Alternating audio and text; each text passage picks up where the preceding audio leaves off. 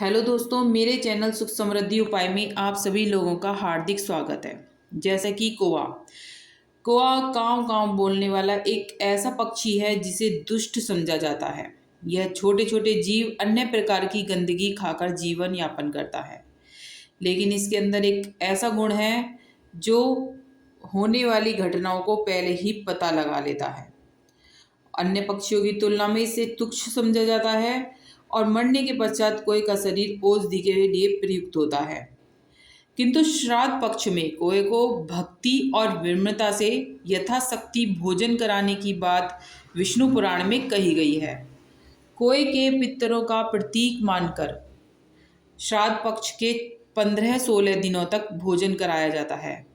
भादो महीने के 16 दिन कौवा हर घर की छत पर मेहमान बनता है। ये 16 दिन श्राद्ध पक्ष के दिन माने जाते हैं। कौवा एवं पीपल को पितृ प्रतीक माना गया है। इन दिनों कौवे को खाना एवं पीपल को पानी पिलाकर पितरों को तृप्त किया जाता है। माना जाता है कि इस समय ये जो होते हैं पितरों के सूचक होते हैं। गरुड़ पुराण के अनुसार कौवा यमराज का संदेशवाहक है।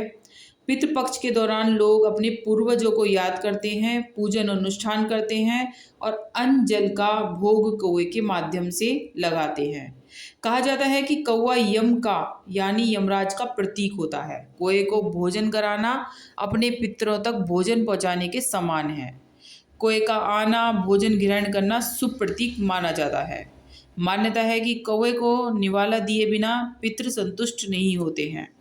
पितृपक्ष में हर परिवार अपने पितरों को खुश करने के लिए अनेक प्रयास करते हैं, जिससे पितर उनके परिवार से खुश होकर उन्हें सफलतापूर्वक आशीर्वाद देकर जाते हैं। कई बार हमारे घरों के आसपास कौवे नहीं मिलते, उस वक्त किसी अन्य जानवर जैसे कुत्ते, गाय के लिए भी थाली निकाली जाती है। पर गरुड़ पुराण में पितृपक्ष के दौरान कौवे को भोजन कराना सबसे उत्तम माना जाता है। कौवे का श्राद्ध पक्ष के दौरान इतना अधिक महत्व होने की एक खास वजह है। प्राचीन शास्त्रों के अनुसार यमराज ने कौवे को वरदान दिया था कि तुम्हें दिया गया भोजन पूर्वजों की आत्मा की शांति देगा। तब से ही यह प्रथा चली आ रही है। श्राद्ध पक्ष में कौवे को खाना खिलाने से यमलोक में पितृ देवताओं का शांति का अनुभव होता है। शास्त्रों में यह भी कहा गया है कि श्राद्ध के बाद जितना जरूरी ब्राह्मण भोज होता है, उतना ही जरूरी कौवे को भोजन कराना भी होता है।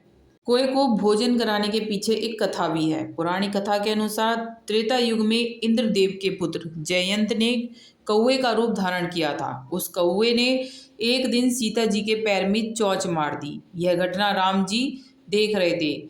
उन्होंने एक तिनका चलाया और वह कौवे की आंख में जाकर लग गया, जिससे उसकी एक आंख खराब हो गई। और फिर उस कौवे ने श्री राम जी से अपनी गलती के लिए माफ़ी मांगी, क्षमा याचना करने लगा। इस पर प्रभु राम प्रसन्न हुए और उसे आशीर्वाद दिया कि पितृपक्ष में कौवे को दिया गया भोजन का अंश पितृलोक में निवास करने वाले पितृदेवों को प्राप्त होगा। इस वजह से भी कौवे को भोजन दिया जाता है। अगर आपकी कुछ ऐसे संदेश मिल रहे हैं कौवे के, तो माने जाते हैं कि बहुत अच्छा शुभ होता है। क्या है संदेश, जान लेते हैं।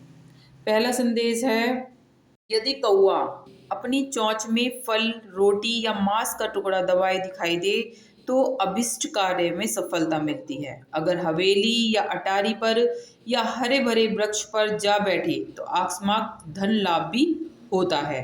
यदि भोज ग्रहण कर उड़कर कुएं की पाल पर जा बैठे, नदी तट पर जा बैठे या जलपूर्ण घट पर बैठ जाए तो खोई हुई वस्तु मिलती है, मुकदमे में जीत होती है और धन धान्य में वृद्धि होती है।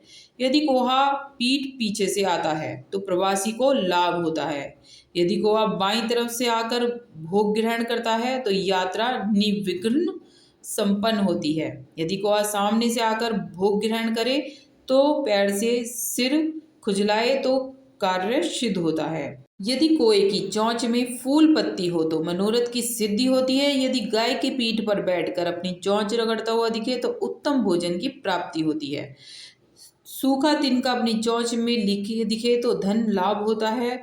कौवा अनाज के ढेर पर बैठा मिले तो धन लाभ होता है। गाय के सिर पर बैठा दिखे तो प्रियजन भेंट वार्ता होती है। अगर ऊंट के ऊपर बैठा दिखे तो यात्रा में कुशलता मिलती है। तो ये थे कुछ संकेत जो हमें कौवे से मिलते हैं। तो वीडियो भी लगे तो लाइक सब्सक्राइब जरूर करिएगा, जिससे आगे वीडियो मिलती रहे। और कमेंट्स में लिखिएगा हर हर महादेव।